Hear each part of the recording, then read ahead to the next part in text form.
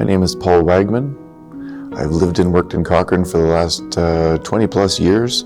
I found it to be a really good community to live and raise a family. I'm a retired police officer, worked in the city of Calgary, and come from a long kind of line of police officers. And it's something I knew I wanted to do at a young age, but it really was a surprise when, I think about 10 years into my policing career, I experienced a mass trauma, a mass homicide that kind of rocked my world a little bit and changed the way that I lived and the way that I saw mental health.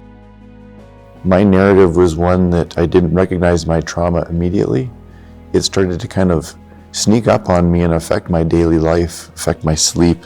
And it wasn't until I actually needed to reach out for help that I was diagnosed with PTSD. And another peer of mine who was diagnosed previously reached out and we had a conversation. And that's when it really hit me, even though I was diagnosed. My peer said to me, "Do you experience this? Do you experience that? How about this? How about that?" And I'm like, "Yeah." He says, "That's exactly how I live, and that's exactly what this means." Before I had no idea, but since then I've had to navigate living well and really dissecting the route that I've traveled to map out mental health.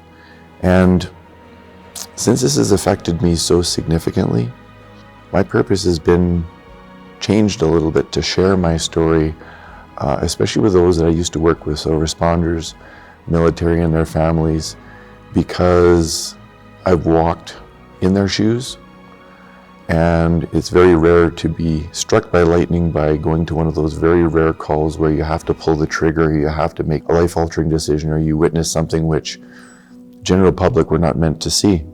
When that happens, bag fills up and it can begin to overflow. And if you don't know how to manage that and maintain a healthy balance with the things that come in and the things that you digest, they will keep you awake at night, literally, and they will slowly impact the way that you live and creep into your every existence. And, navigating the system was the one way that I thought I could give back through lived experience. What really helped me navigate my experiences with PTSD was trial and error. System is becoming better, but when I was early involved in the system of mental health and trying to find the appropriate supports, doctors, they were hard to find, and hard to find on a consistent basis.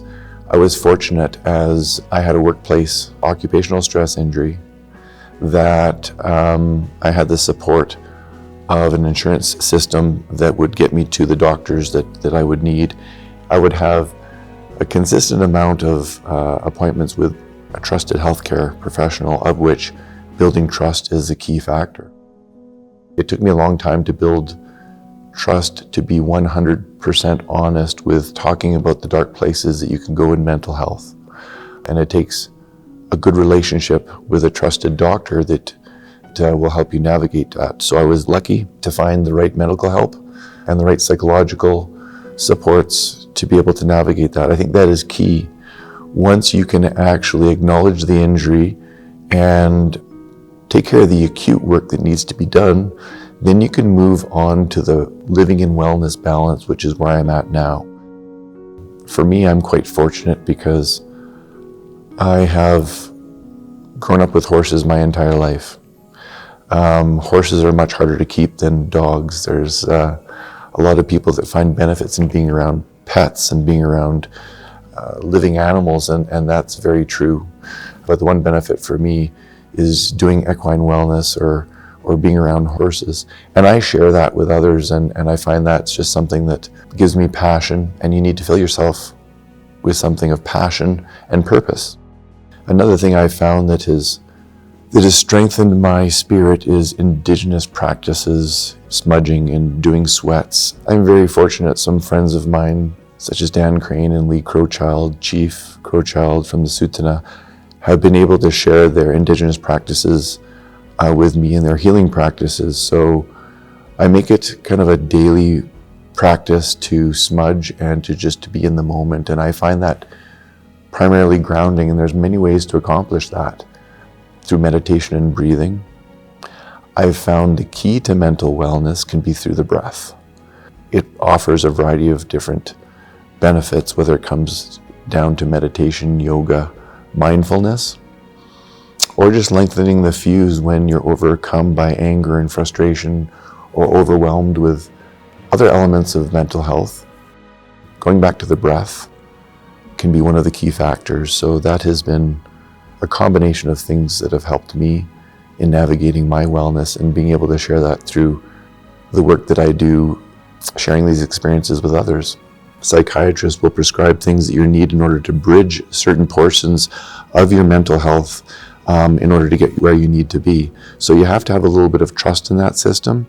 And then navigating it beyond the acute phases is really kind of finding your own way to be able to introduce modalities of wellness to others. And there's so many hobbies and interests that you can find passion and purpose in that'll really allow you to draw yourself out of isolation and find yourself kind of transitioning as your tools on your tool belt become more easily accessible. My advice, for what it's worth, giving it to people that have experienced mental health, because I've navigated the system and I've been through it, is just to be aware that when you identify early that you have mental health as an issue, you have to seek professional support in order to truly dissect what is going on and understand it, so that the transition in the continuum of mental health can be successful. Once you receive the professional help, that's when you can really get the insight into the wellness pieces that you need in order to transition into being healthy and well. It is kind of that old saying of you need to take care of yourself before you can take care of others. It's really important that the caregivers, that they find those things to step away, to be able to kind of retreat from the things that find themselves drawn into the cycle or the system of mental health. So it's just as important for those that are supporting those with mental health as it is for those experiencing mental health to find their own balance and their own wellness.